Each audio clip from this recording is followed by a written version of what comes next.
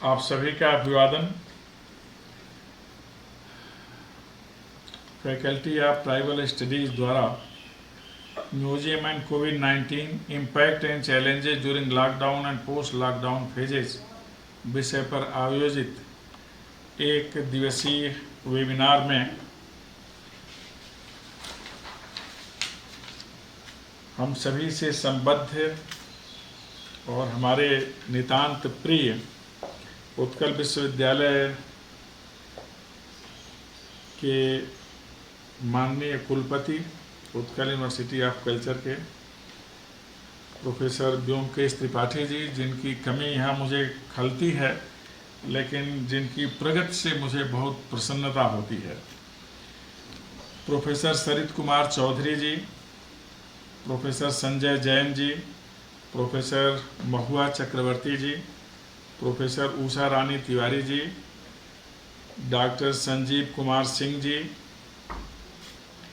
आरंभ में ही इस कार्यक्रम के बारे में बताने वाले डॉक्टर गौरी शंकर महापात्र जी और अभी इसके बारे में रूपरेखा रखने वाले, हम सभी को अवगत कराने वाले, यह विषय का बोध कराने वाले professor Prasanna Kumar Samal ji, dean faculty of tribal studies. इस पूरे कार्यक्रम के को convener doctor Narasimha Kumar, organising secretary doctor Kumkum Kasturi और वे सभी जो प्रतिभागी के रूप में, दर्शक के रूप में, श्रोता के रूप में या अन्य किसी भी रूप में इस कार्यक्रम से संबद्ध हैं। साथ ही हमारे साथ यहाँ उपस्थित प्रोफेसर ए के शुक्ल जी, प्रोफेसर आलोक श्रोत्रिय जी, हमारा टेक्निकल स्टाफ।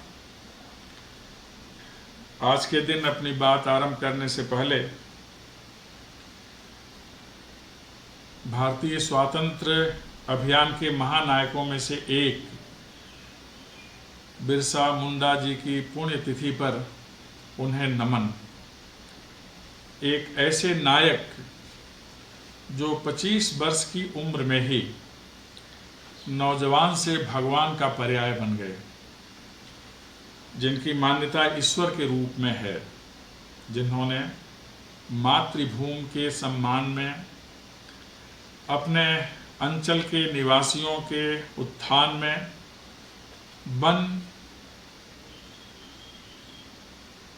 वन में रहने वाले निवासी जीव जंतु, जल और जमीन सबके लिए उत्सर्ग के लिए सदैव तत्पर रहने वाले और ब्रितानी हुकूमत को धनुष, बाण, तीर, कमान जैसे शस्त्रों के माध्यम से हिल जाने के लिए विवश करने वाले बिरसा मुंडा जी को नमन, जो हमारी प्रेरणा के अस्थायी स्रोत हैं।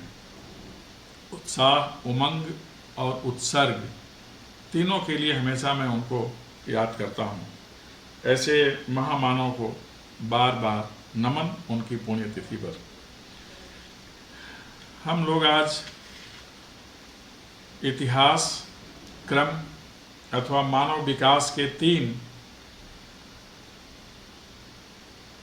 मानकों के ऊपर या 3 ऐसे अवयवों के ऊपर अथवा 3 ऐसे साधनों के ऊपर चर्चा करने के लिए एकत्र हैं, जिनसे हमें इतिहास बोध होता है, इतिहास की घटनाओं की जानकारी मिलती है अथवा मानव विकास क्रम में उत्थान पतन कैसे हुआ, पतन के बाद उत्थान कैसे हुआ, मानव सभ्यता के शीर्ष और अवशेष कहाँ कहाँ किस तरह से हैं, साथ ही मानव की रचनात्मक वृत्तियाँ किस रूप में प्रतिफलित और प्रस्फुटित होती हैं, इसकी जानकारी हमें हो पाती है।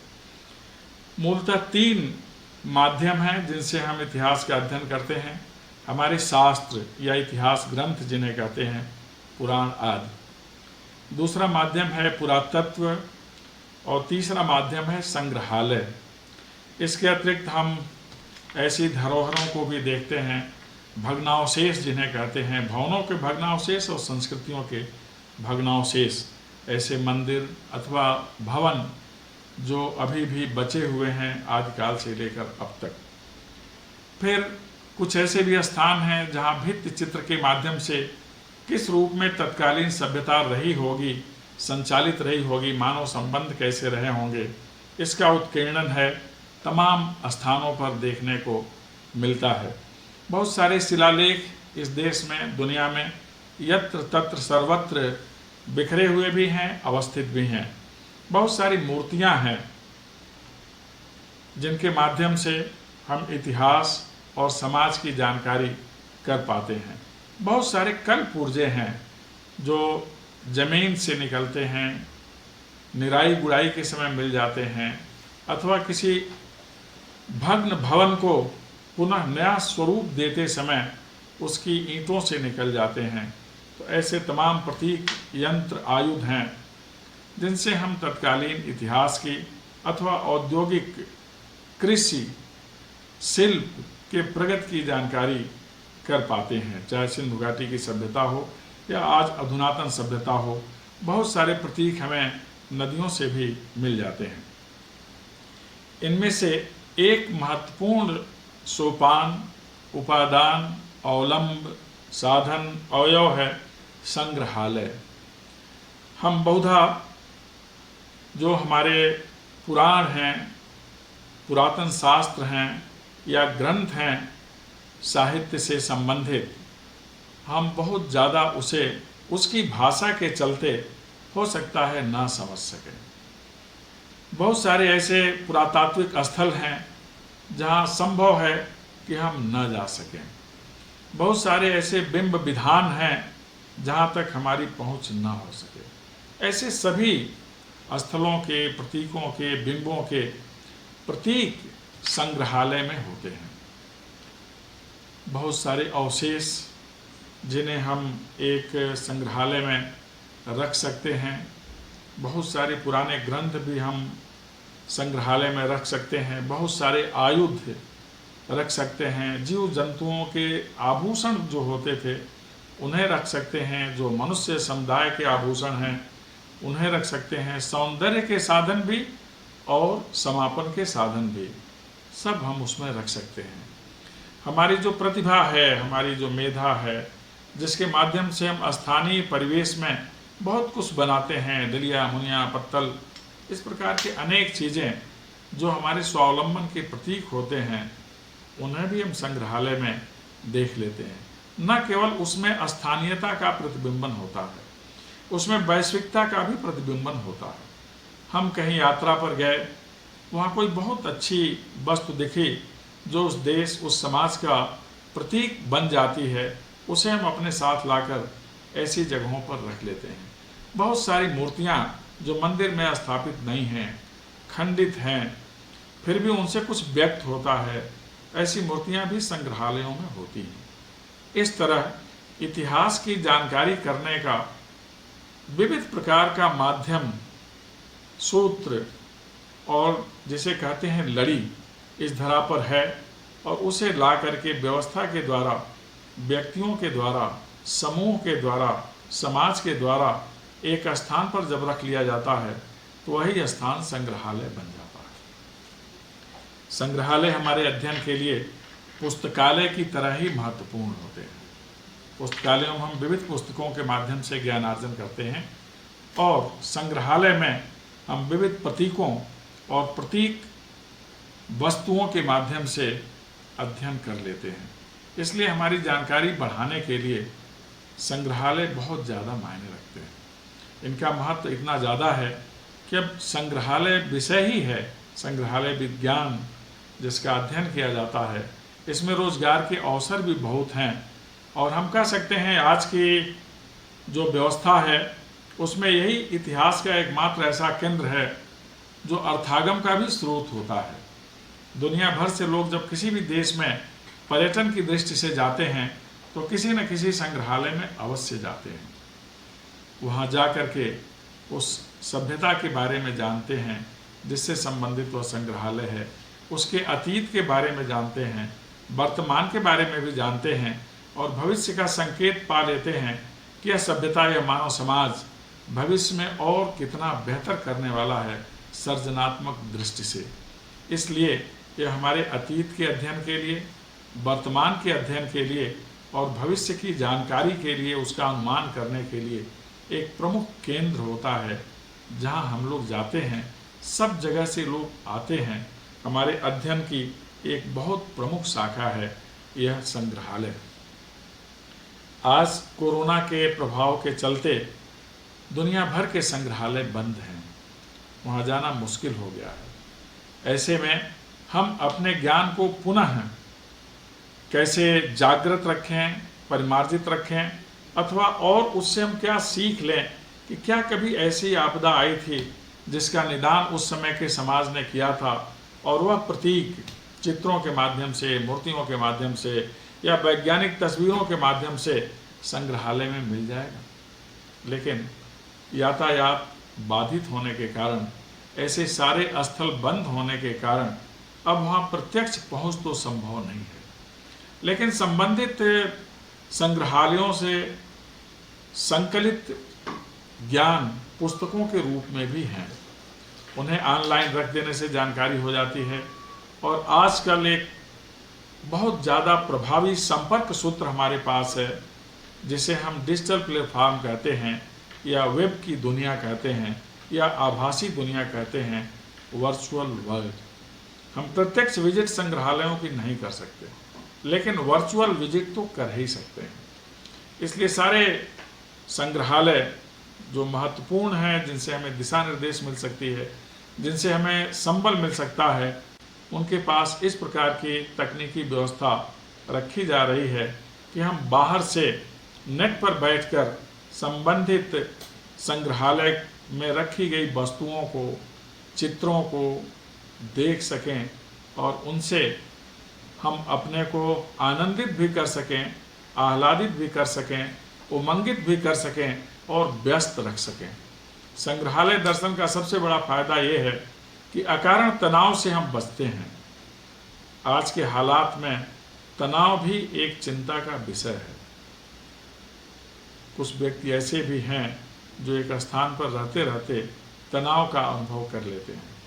जब ऐसे लोग संग्रहालय से जुड़ जाते हैं, उसे देखने लगते हैं, उसके पन्ने पलटने लगते हैं इस आभासी पटल पर, तो उसी में व्यस्त हो जाते हैं, उन्हें सुख भी मिलता है। तो व्यक्ति को सुखी करने के लिए, व्यक्ति को व्यस्त रखने के लिए ये एक बहुत बड़ा प्लेटफार्म है जिसे हम संग्रहालय कहते हैं। और यहाँ तक पहुँच इस डिजिटल प्लेटफार्म से संभव हो गई है। इसकी उपादेयता बहुत ज़्यादा है संग्रहालयों की। आने वाले दिनों में इनका महत्व और भी बढ़ेगा। जिनकी भी अभिरुचि संग्रहालयों में है, वह इस आभासी फलक पर इसे देख सकते हैं। जैसे ही कोरोना का कुप्रभाव खत्म होगा, यातायात के साधन सुगम होंगे और जो भी इस क्षेत्र में रुचि रखते हैं संग्रहालय तक पहुंच जाएंगे, अपने अतीत का दर्शन कर सकेंगे, वर्तमान का अध्ययन कर सकेंगे और भविष्य के लिए कुछ ऊर्जा, कुछ संदेश, कुछ संकेत लेकर अपने विकास पथ पर चल निकलेंगे। मैं जिस विश्वविद्यालय में हूँ, इसमें आप लोगों में से बहुत से लोग उससे संबद्ध हैं। यहाँ का संग्रहालय बहुत ज़्यादा संपन्न है। न केवल स्थानीय परंपरा का, उत्पादकता का, कलात्मकता का इसमें परिचय होता है, अपितु इस देश में इस प्रकार की जहाँ भी व्यवस्था रही है, जिसे हम जनजातीय व्यवस्था कहते हैं, जनजातीय समाज कहते हैं, साथ ही साथ बृहत्तर समाज से संबंधित भी बहुत सारी चीज़ें, वस्तुएं, जानकारियाँ इस संग्रहालय में हैं। पशु जीवन कैसा था, पक्षी जीवन कैसा था, इस क्षेत्र में कौन सी प्रमुख पक्षियाँ हैं, कौन से वन्य प्राणी हैं, यहाँ के लोग किस प्रकार की कला करते हैं, किस प्रकार की रचना करते हैं, किस प्रकार से वस्तुएं बनाते हैं, उस सब का संग्रह है। तो इससे एक व्यवस्थित इतिहास का हम अध्ययन कर पाते हैं। जैसे ही कोरोना का कुप्रभाव समाप्त होगा, आप सभी को यहाँ तक आने का अवसर मिलेगा, अध्ययन का अवसर मिलेगा। आप सब विद्वान पुरुष हैं, इस विषय पर विशेषकर जो मुकेश त्रिपाठी जी जैसे लोग हों, तो कोई भी सभा संपन्न सभा हो जाती है। उनके नाम पर यहाँ अत्यंत प्रसन्न होने वाले हमारे 2 विद्वान भी बैठे हैं, मुझे खुद भी बहुत प्रसन्नता होती है। और सभी आप लोग जैसे प्रोफेसर सरित चौधरी जी, प्रोफेसर संजय जैन जी, प्रोफेसर महुआ चक्रवर्ती जी, प्रोफेसर उषा रानी तिवारी जी, डॉक्टर संजीव कुमार सिंह जी और स्वयं प्रोफेसर पी.के. सामल जी और उनकी पूरी टीम, साथ ही उनके साथ लगे हुए अध्येतागण निश्चित रूप से इस विषय पर बहुत गूढ़ जानकारियाँ देंगे, जिससे विषय भी समृद्ध होगा, ज्ञान का क्षेत्र समृद्ध होगा और हम आप इन प्रमुख शख्सियतों के अतिरिक्त जो इस कार्यक्रम को देख रहे हैं, सुन रहे हैं, सभी लाभान्वित होंगे। इस सेमिनार, जिसे आजकल हम वेबिनार कह रहे हैं, की सफलता सुनिश्चित है। जहां आप जैसे लोग हैं, आप सबकी सफलता के लिए, आप सब सुरक्षित रहें इसके लिए और आप सबका भविष्य उज्जवल हो इसके लिए मेरी ढेर सारी शुभकामनाएं। आपने ध्यानपूर्वक सुना, आपको बहुत बहुत धन्यवाद।